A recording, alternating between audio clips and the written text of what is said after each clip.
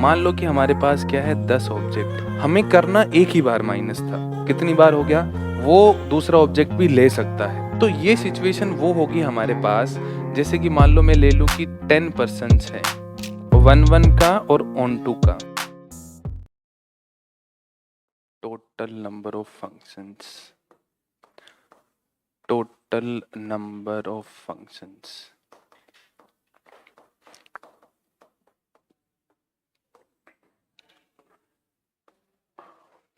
Total number of relations कितने होते हैं, 2n।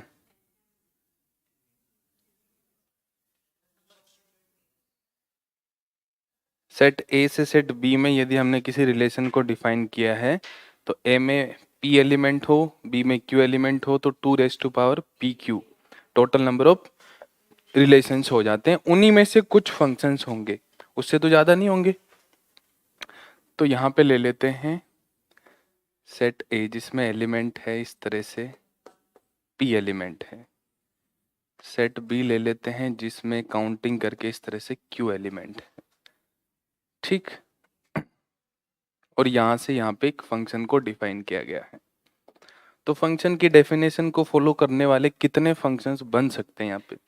कंडीशन क्या होती है, इधर के सारे एलिमेंट उधर कनेक्टेड होने चाहिए, कोई भी छूटना नहीं चाहिए, और एक के करस्पॉन्डिंग एक ही आउटपुट होना चाहिए। तो इस सिचुएशन को मैं पीएनसी से जोड़ना चाह रहा हूँ जिसे आपको बहुत इजीली समझ में आए। मान लो कि हमारे पास क्या है 10 ऑब्जेक्ट है, एक बार के लिए 10 ऑब्जेक्ट को मान लो 15% में डिवाइड करना है, ठीक है। तो ये फंक्शन कब होगा, जब सारे एलिमेंट उधर कनेक्टेड होंगे। ये सिचुएशन इसको कब फॉलो करेगी, जब 10 के 10 ऑब्जेक्ट हम उनको डिस्ट्रीब्यूट कर दे, इधर कुछ भी ऑब्जेक्ट हमारे पास ना बचे। एक ऑब्जेक्ट एक ही पर्सन के पास जाएगा, वैसे ही ऑब्जेक्ट को कंसिडर कर लिया हमने, ऐसा तो नहीं एक ऑब्जेक्ट दो लोगों के पास चला जाएगा। तो एक ऑब्जेक्ट एक के पास जाएगा, इसका मतलब एक इनपुट के करस्पॉन्डिंग एक ही आउटपुट मिलेगा। तो क्या 10 डिफरेंट ऑब्जेक्ट्स को 15% में डिस्ट्रीब्यूट करने के जो टोटल नंबर ऑफ वेज होंगे, क्या वही ए से बी में टोटल नंबर ऑफ फंक्शंस को डिफाइन करेंगे। सारे के सारे एलिमेंट क्या होने चाहिए, डिस्ट्रीब्यूट होने चाहिए। 10 के 10 ऑब्जेक्ट डिस्ट्रीब्यूट हो 15% में, तो पीएनसी से इसका क्या फॉर्मूला होता है या कैसे निकालते हैं। पहला ऑब्जेक्ट मैं यहाँ से उठाऊं और उसको डिस्ट्रीब्यूट करना चाहूँ तो मेरे पास कितने ऑप्शंस होंगे, 15। पहले ऑब्जेक्ट के पास कितने होंगे ऑप्शन, 15 होंगे, ऑब्जेक्ट दे दिया। फिर दूसरे ऑब्जेक्ट को उठाऊं तो उसके पास भी कितने ऑप्शन होंगे, 15 ही होंगे, 14 नहीं होंगे। जिसके पास गया है पहला ऑब्जेक्ट वो दूसरा ऑब्जेक्ट भी ले सकता है ना। वन वन से भी कनेक्ट हो सकता है, टू वन से भी कनेक्ट हो सकता है, मतलब पहला और दूसरा ऑब्जेक्ट एक पर्सन के पास भी जा सकता है। सारे के सारे ऑब्जेक्ट भी एक पर्सन के पास जा सकते हैं, दो में हो सकते हैं, तीन में हो सकते हैं। तो 10 ऑब्जेक्ट को 15% में डिस्ट्रीब्यूट करने के टोटल नंबर ऑफ वेज कितने होते हैं।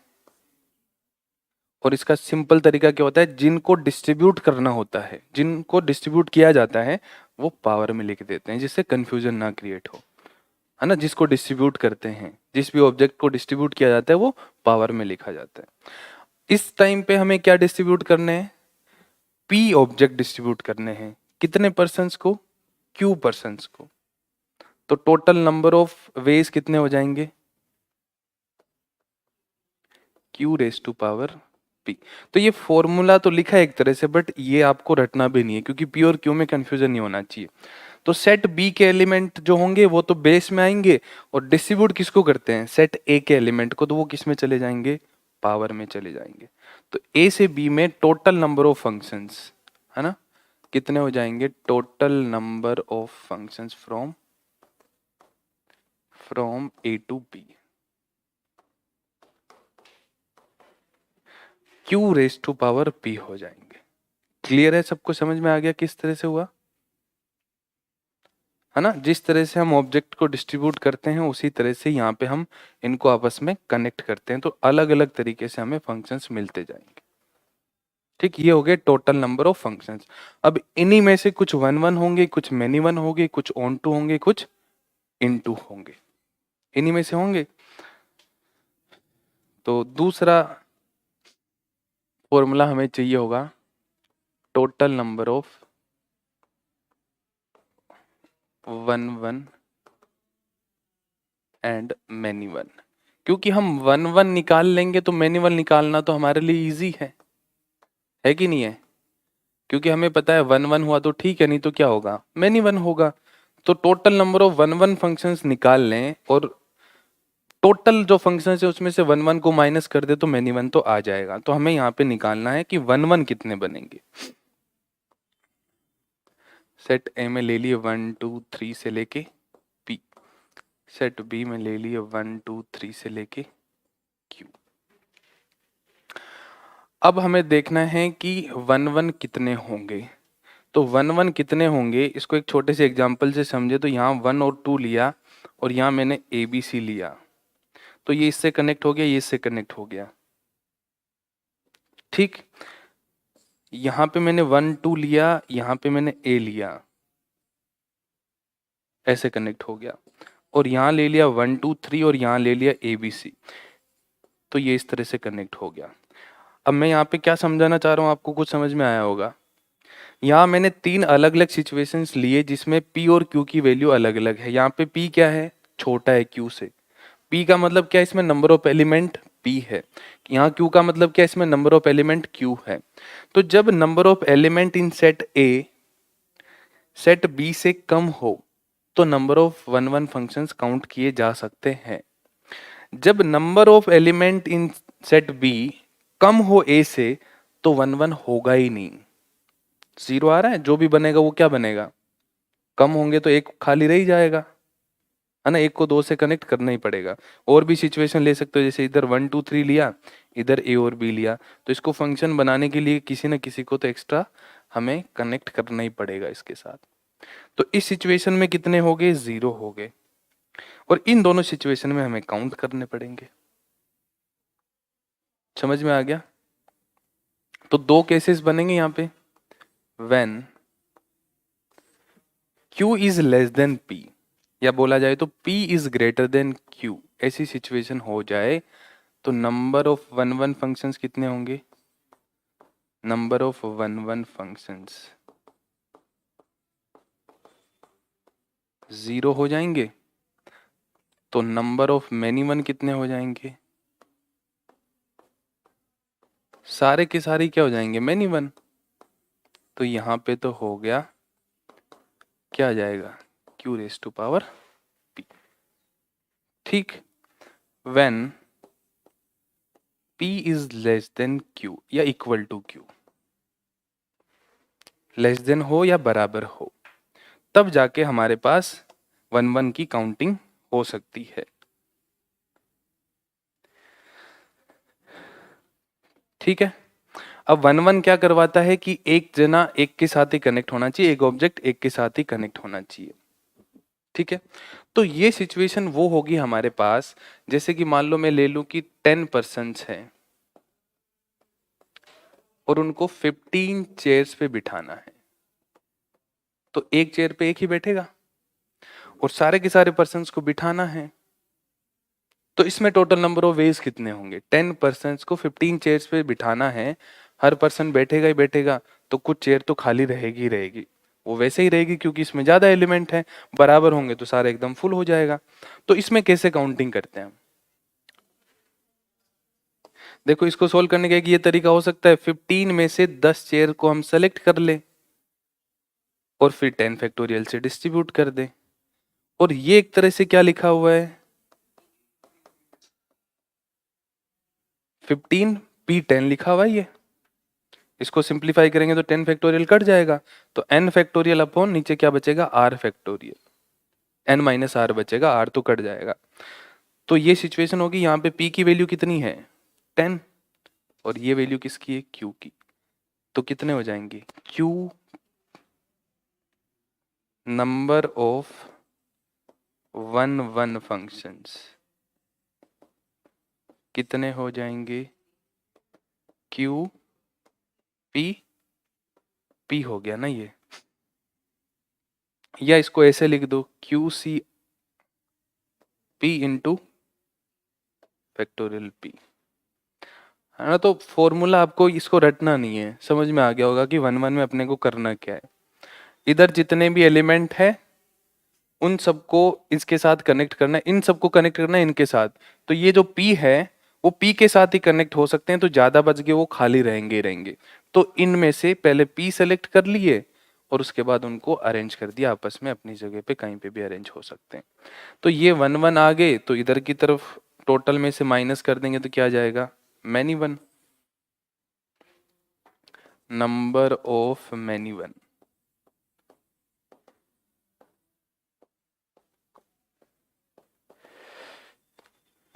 Q की power P minus Q capital P और स्मॉल। समझ आ गए दोनों, 1 1 और मैनी वन निकालना। नेक्स्ट है onto and into. Total number of onto and into functions.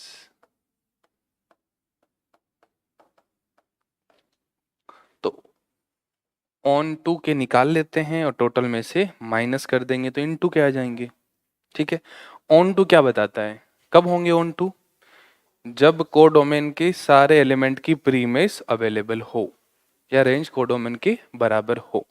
तो इसमें पहले तो कुछ केसेस लेके इजी इजी मैं आपको एक्सप्लेन करता हूँ कि होना क्या है। जैसे कि मान लो पहला केस ऐसे ले लिया कि सेट ए के अंदर तो हमारे पास 1 2 3 4 से लेके P एलिमेंट है और सेट बी के अंदर ओनली एक ही एलिमेंट हो। तो जब एक ही एलिमेंट हो तो सारे के सारे इसके साथ कनेक्ट हो गए फंक्शन की डेफिनेशन को सेटिस्फाई करने के लिए। तो number of onto functions कितने बने, ओनली 1 बना, है ना। तो इनटू कितने हो गए, 0, 0 हो गया ना, क्योंकि टोटल फंक्शंस यहाँ पे 1 है, उसमें से एक ऑन टू हो गया तो इनटू 0 हो जाएगा। बात वही है, टोटल में से इसको माइनस किया गया, बट टोटल फंक्शंस यहाँ तो एक ही बनेगा ना, 1 की पावर P 1 ही होगा। तो नंबर ऑफ ऑन टू 1 हो गए और नंबर ऑफ इनटू कितने हो गए, 0 हो गए। समझ में आ गई बात ये। दूसरी पॉसिबिलिटी एक और ले लेते हैं जिसमें सेट ए के अंदर तो P ही एलिमेंट हो, सेट बी के अंदर 2 एलिमेंट हो। ठीक है, तो जब इसमें 2 होंगे तो इनटू यहाँ पे आइडेंटिफाई करना इजी है। एक पॉसिबिलिटी तो होगी कि 1 सबसे कनेक्टेड हो गया, तब ये क्या हो जाएगा, इनटू। दूसरी पॉसिबिलिटी है कि इनको हटा के B सबसे कनेक्टेड हो गया, तब भी क्या होगा, इनटू होगा। तो इनटू कितने हुए, 2, तो बाकी बचे क्या होंगे, ऑन टू होंगे, है ना। तो यहाँ पे number of onto functions और नंबर ऑफ इनटू,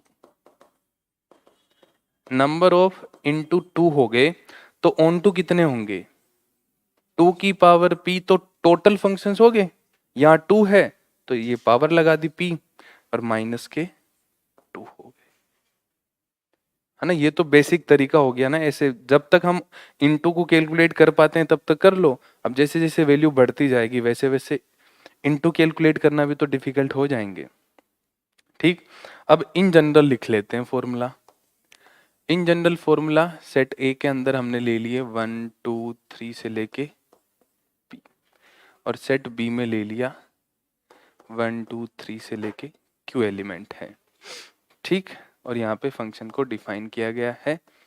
अब क्या इसमें P ग्रेटर देन Q और Q ग्रेटर देन P का कोई रोल होगा क्या, जैसे 1 1 में हुआ था, ऐसा यहाँ पे कुछ होगा क्या। 3 पॉसिबिलिटीज लेके देख लो एक बार। जैसे कि पहले 1 2 3 ले लिया, इधर ए बी ले लिया, 1 2 3 ले लिया, इधर ए बी सी ले लिया, 1 2 3 ले लिया और इधर ए बी सी और डी ले ली। तो इधर भी कोई पॉसिबिलिटी बनेगी क्या, देखो इधर ये हो जाएगा, ठीक, कोई दिक्कत नहीं है। इसमें भी कोई दिक्कत नहीं है, इसमें बच गया। तो कब 0 होंगे, जब क्या हो, Q P से बड़ा हो, when Q is greater than P, तो number of onto functions कितने हो जाएंगे, 0, और नंबर ऑफ इनटू फंक्शंस कितने हो जाएंगे, बताओ, Q raise to power P, सारे के सारे इनटू हो जाएंगे। इस कंडीशन में होगा कि नहीं होगा, क्योंकि मैं इसको इधर कनेक्ट करती, ये फंक्शन ही नहीं रहा, फंक्शन नहीं रहा तो फिर उसका कोई मतलब ही नहीं रहा। ठीक, अब दूसरा सिचुएशन, जब Q बड़ा हो P से, when Q is P बड़ा हो Q से ना, P is greater than Q, तो हमें काउंट करने हैं number of onto functions कितने होंगे। तो ये जो काउंटिंग है, इस काउंटिंग को अपन बहुत इजीली काउंट तब कर पाएंगे जब हमें पीएनसी चैप्टर में इंक्लूजन एक्सक्लूजन अच्छे से समझ में आया हुआ होगा। याद आ रहा है कुछ, इंक्लूजन एक्सक्लूजन पढ़ा था आपने, उसका यूज करेंगे। कैसे यूज करेंगे वो मैं आपको समझा दूंगा, समझ में भी आ जाएगा आपको। Number of onto functions निकालने तो पहले मैंने क्या किया, टोटल फंक्शंस लिख दिए यहाँ पे ना, कितने होंगे टोटल, बट सारे के सारे तो ऑन टू नहीं होंगे, तो सारे के सारे ऑन टू नहीं होंगे तो क्या क्या पॉसिबिलिटी बनेगी कि वो ऑन टू ना हो। एक पहली पॉसिबिलिटी ये हो सकती है कि एग्जैक्ट वन एलिमेंट की प्री इमेज वहां पे अवेलेबल ना हो, एक पॉसिबिलिटी ये हो सकती है। दूसरी हो सकती है 2 की ना हो, 3 की ना हो, 4 की ना हो, 5 की, इस तरह से करते करते n माइनस या बोले तो q माइनस 1 तक, एक की तो होनी पड़ेगी ना कम से कम। तो ऑन टू ना होने के लिए क्या क्या पॉसिबिलिटी हो सकती है, एग्जैक्ट 1 की प्री इमेज अवेलेबल ना हो, 2 की ना हो, 3 की ना हो, 4 की ना हो, 5 की ना हो, इस तरह से करते करते q माइनस 1 तक प्री इमेज अवेलेबल ना हो। सबकी तो हो ही नहीं सकती, कम से कम एक की तो होनी पड़ेगी। ये सारी पॉसिबिलिटीज है जब वो ऑन टू नहीं होगा। इसके अलावा सब में क्या होगा, ऑन टू होगा। तो इंक्लूजन एक्सक्लूजन में मैं सबसे पहले बात करूं कि एग्जैक्ट 1 की प्री इमेज अवेलेबल नहीं है। तो एग्जैक्ट 1 में पहले तो हमारे पास है कितने एलिमेंट, q एलिमेंट है। तो पहले तो ये मैंने सेलेक्ट कर लिया कि वो एग्जैक्ट 1 कौन सा है। QC1 क्या बता रहा है कि इन Q में से कोई एक ऐसा होगा जिसकी प्री इमेज अवेलेबल नहीं होगी। तो QC1 से एक एलिमेंट हमने सेलेक्ट कर लिया। जैसे 1 की नहीं है वैसे ही 2 की नहीं होगी, वैसे ही 3 के लिए नहीं होगी, वैसे ही 4 के, एग्जैक्ट 1 की बात कर रहा हूं। तो जब एग्जैक्ट 1 की प्री इमेज नहीं होगी तो अब इधर तो एलिमेंट P है और इधर कितने बचे, Q माइनस 1। अब इन P को कितनों के साथ कनेक्ट करवाना है, Q माइनस 1 के साथ। उसका फॉर्मूला क्या हो जाएगा, क्या ये बात समझ में आ गई आपको। एग्जैक्ट 1 की प्री इमेज अवेलेबल नहीं करवानी मतलब एक एलिमेंट खाली रहना चाहिए। तो टोटल कितने फंक्शंस बन सकते हैं, इधर से तो P होंगे और उधर Q माइनस 1 होंगे। बट जब हम इस प्रोसेस को फॉलो करवाएंगे तो ऐसी बहुत सारी सिचुएशन बनेगी जिसमें 2 की भी प्री इमेज ना रही हो, है ना। बट चाहिए तो नहीं अपने को, बट उसमें एक्स्ट्रा एक्सक्लूड हो जाएंगे। कैसे होंगे, देखो छोटी सी बात बताता हूं उसमें समझना। जैसे यहां हमने टोटल लिए थे ना, तो टोटल में तो ऐसे आएंगे, कभी 1 की ना रही होगी, कभी 2 की ना रही होगी, कभी 3 की ना रही होगी, ठीक है। तो अब क्या होगा यहाँ पे, जैसे कि एक छोटा सा एग्जांपल लेते हैं, 1 2 3 4 5, इधर ले लिया ABCDE इस तरह से। इसमें एक ज्यादा तो नहीं लेना, चलो इस तरह से ले लिया ना। तो पहले तो हमने टोटल लिख दिए ना, तो टोटल कितने बने यहाँ पे, 5 की पावर 5 बन गए, ठीक। फिर माइनस किया हमने, इनमें 5 में से एक को सिलेक्ट किया तो 5C1, फिर इन 5 की में 4 के साथ तो 4 की पावर 5, ये लिख दिया। तो हम यहाँ पे जब माइनस कर रहे हैं तो एग्जैक्ट 1 के साथ कर रहे हैं। उसके बाद जो हमने फॉर्मूला लिखा है उसमें तो कोई भी किसी के साथ किसी भी तरह से कनेक्ट हो सकता है ना, है ना।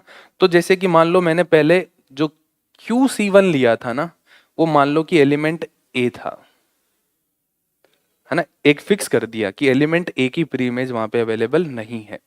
तो फिर ये इन बाकियों से किस तरह से कनेक्ट हो सकते थे, उसमें एक पॉसिबिलिटी ये भी आती कि B भी बी की भी प्री इमेज ना हो, ऐसी भी पॉसिबिलिटी आएगी ना। जब मैं यहाँ पे 4 की पावर 5 लिखूंगा तो उनमें एक ऐसी पॉसिबिलिटी भी आएगी कि ये जो 5 है इन 3 के साथ भी कनेक्ट हो, आएगी कि नहीं आएगी। तो मतलब क्या हुआ, ए और बी दो की इमेज प्री इमेज अवेलेबल नहीं है। ठीक, अब इसी बात को मैं एक और तरीके से रिपीट करूं कि मैंने पहले जो एक एलिमेंट सेलेक्ट किया था वो बी किया था, है ना। QC1 से ए भी कर सकते हैं, बी भी कर सकते हैं ना। तो जब मैंने बी किया होगा तो बचे कौन से, ए सी डी ई। और इसको यदि मैं 4 की पावर 5 से कनेक्ट करवाऊं तो उसमें एक ऐसी पॉसिबिलिटी आएगी कि ए बी कनेक्ट ना हुआ होगा। तो इसका मतलब एग्जैक्ट दो की प्रीमेज नहीं होने वाली जो माइनस किया है हमने वो दो बार हो गया, यहां पे भी हो गया, यहां पे भी हो गया। हमें करना एक ही बार माइनस था, कितनी बार हो गया, दो बार। यही होता है इंक्लूजन एक्सक्लूजन में, एक बार माइनस करते हैं तो एक्स्ट्रा माइनस हो जाते हैं, तो उसमें फिर दो वाला प्लस करते हैं। तो मैंने सारी चीज आपको फिर से एक्सप्लेन कर दी है कि ये क्यों किया हमने। पहले माइनस किया तब तक ठीक था, बट माइनस करने में एक्स्ट्रा माइनस कर दिए, कौन से, एग्जैक्टली दो की प्रीमेज अवेलेबल ना होने वाले। तो अब यहां पे प्लस क्या कर देंगे, क्यू में से हमने कोई भी दो सेलेक्ट कर लिए, ठीक, और बचे कितने, Q-2, वो इसके साथ कनेक्ट हो गए। जब हम दो वाले एग्जैक्ट प्लस करेंगे तो एक्स्ट्रा तीन वाली काउंटिंग हो जाएगी। तो इंक्लूजन एक्सक्लूजन का यही कॉन्सेप्ट होता है, minus plus minus plus minus, जहां तक चलेगा वहां तक चलता रहेगा। तो जब दो वाला हमने प्लस किया तो एक्स्ट्रा काउंटिंग होगी किसकी, तीन वाले, एग्जैक्ट थ्री वाली। तो उसको करने के लिए क्या करेंगे, अब माइनस करेंगे। तो माइनस का QC3, Q-3 की पावर P, और ये इस तरह से चलता रहेगा। कहां तक, कहां तक चलता रहेगा, -1 की पावर, यहाँ पे क्या आएगा, P आएगा कि Q आएगा, कहां तक चलता रहेगा ये बताओ। क्यू लिखेंगे, देखो QC1 है ना, तो कहां तक जाएगा, QC Q तक जाएगा कि QC Q-1 तक जाएगा, ये QC Q-1 तक जाएगा, QC Q-1 तक। और यहाँ पे क्या हो जाएगा लास्ट में, यहाँ पे क्या माइनस कर देंगे, -1 की पावर आ जाएगा ना, P आएगा यहाँ पे, -1 की पावर P हो जाएगा। क्या हुआ, यहाँ पे Q में से क्या माइनस करेंगे, Q-1, जो वैल्यू यहाँ लिखी आ रही है उसी को माइनस करेंगे, तो ये हो जाएगी पावर P। क्या बोल रहे हो, हाँ एक बार इसको देखते हैं, ये क्या हो गया, इससे ये कट गया, तो ये तो आ गया 1, माइनस माइनस प्लस 1 की पावर P। यहाँ पे P लिखेंगे कि Q लिखेंगे, -1 की पावर Q। देख लेते हैं एक बार क्या आएगा। जैसे कि मान लो इधर एलिमेंट ले लिया 1 2 3 4 और इधर ले लिया A B C और D।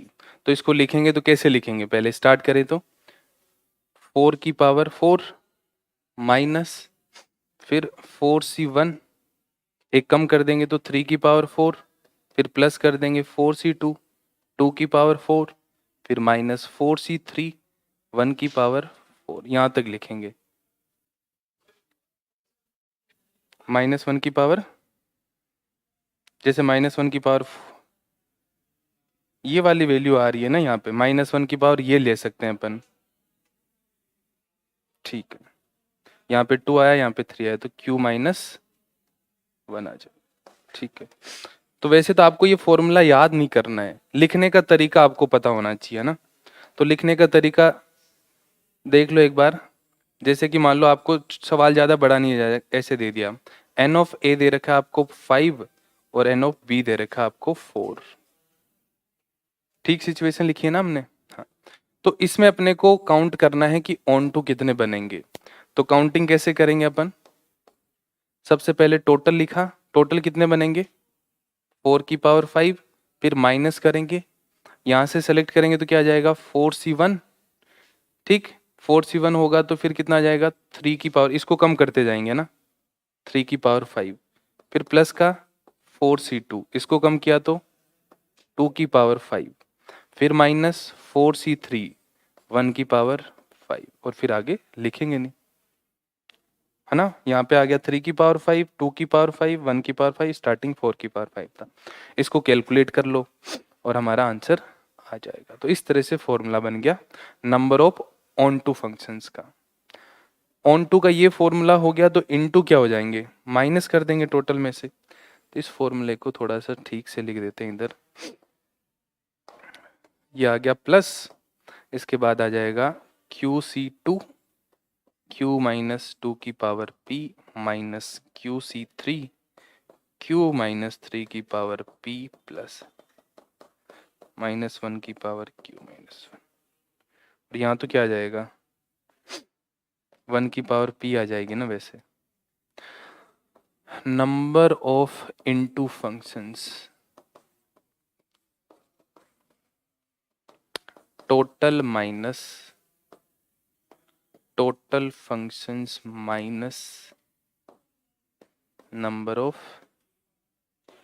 On two functions.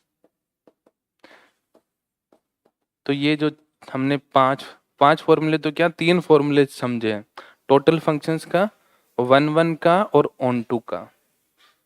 समझ में आ गई किसी को कोई डाउट? इसमें एक छोटा सा सवाल भी हमने ले रखा था यहाँ पे ना, सेट ए दे रखा है 1 2 3, बी दे रखा है 1 3 5 7 9, then find the total number of 1 functions from A to B.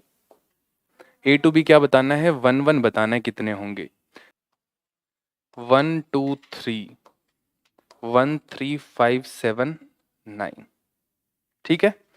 तो 3 को कनेक्ट करवाना है, 5% को, मतलब 3% को 5 चेयर पे बिठाना है, तो 3 पे बैठ पाएंगे। तो 5C3 से तो अपन ने इनको क्या किया, सेलेक्ट कर लिया और 3 फैक्टोरियल से उनको अरेंज कर दिया, बस ऐसे ध्यान रखना आपको ना। 3 को यहाँ पे फिट करना है तो 3 ही हो पाएंगे, 5 तो वैसे ही नहीं हो पाएंगे। 5 में से कोई 3 सेलेक्ट किए और 3 को आपस में अरेंज करवा दिया, तो आंसर कितना आ जाएगा, 5 फैक्टोरियल अपॉन 2 फैक्टोरियल। 5 फैक्टोरियल 120 होता है, 2 फैक्टोरियल से डिवाइड कर दिया, तो टोटल नंबर ऑफ 1 बन जाएंगे 60। ठीक, टोटल नंबर ऑफ 1 60 हो गए, तो मैनी 1 कितने होंगे वो भी कैलकुलेट कर लेते हैं। मैनी 1 कितने हो जाएंगे, 5 की पावर 3 माइनस 60 कितने हो गए, 65।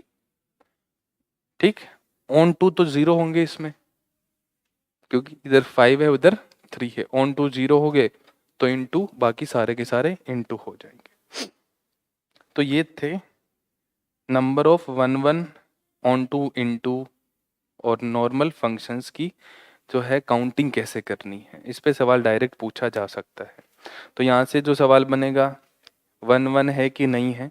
तो इसमें जो कंबाइंड सवाल किस तरह से बनता है, जैसे कि हमने 4 अलग अलग फंक्शंस तो पढ़ लिए, बट आपको सवाल जो दिया जाएगा वो इंडिविजुअल का नहीं दिया जाएगा, दो दो कंबाइन करके देंगे।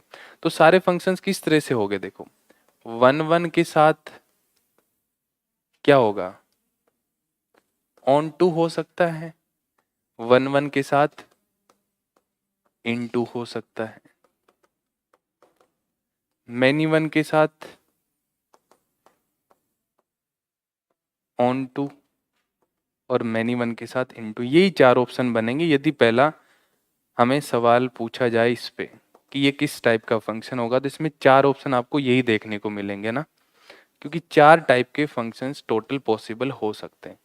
1 मैनी 1 के साथ इनटू ऑन टू हो सकता है, तो टोटल 4 कोई भी सवाल पूछा जाएगा तो 99% चांसेस होते हैं कि आपको यही ऑप्शन मिले। अब 1 का दूसरा नाम क्या होता है, इंजेक्टिव, वो लिखा हो सकता है, और मैनी 1 का दूसरा नाम कुछ होता नहीं है, ऑन टू का दूसरा नाम सर्जेक्टिव होता है, और एक होता है बाइजेक्टिव। बाइजेक्टिव कौन से फंक्शन को बोलते हैं हम, इसको बोलते हैं बाइजेक्टिव, बाइजेक्टिव फंक्शन। ऐसा फंक्शन जो 1 भी हो और ऑन टू भी हो, 1 के साथ क्या हो, ऑन टू हो, उसको बोला जाता है बाइजेक्टिव। तो उसकी शक्ल आपको किस तरह से दिखेगी, देखो 1 के साथ हो तो 1 2 3 4 ABCD, इस तरह की आपको उसकी शक्ल दिखेगी, है ना। तो क्या हम ऐसा बोल सकते हैं कि सेट ए और सेट बी में नंबर ऑफ एलिमेंट बराबर होने चाहिए? हाँ, क्या तभी पॉसिबल होगा ये, है ना? तो number of element in set A p है और number of element in set B q है, तो फंक्शन को बाइजेक्टिव होने के लिए क्या होना चाहिए? p इक्वल टू q होना चाहिए क्या?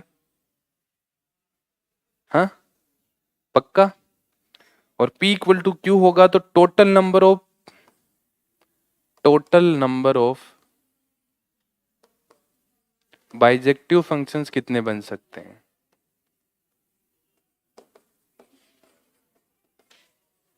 कितने हो जाएंगे?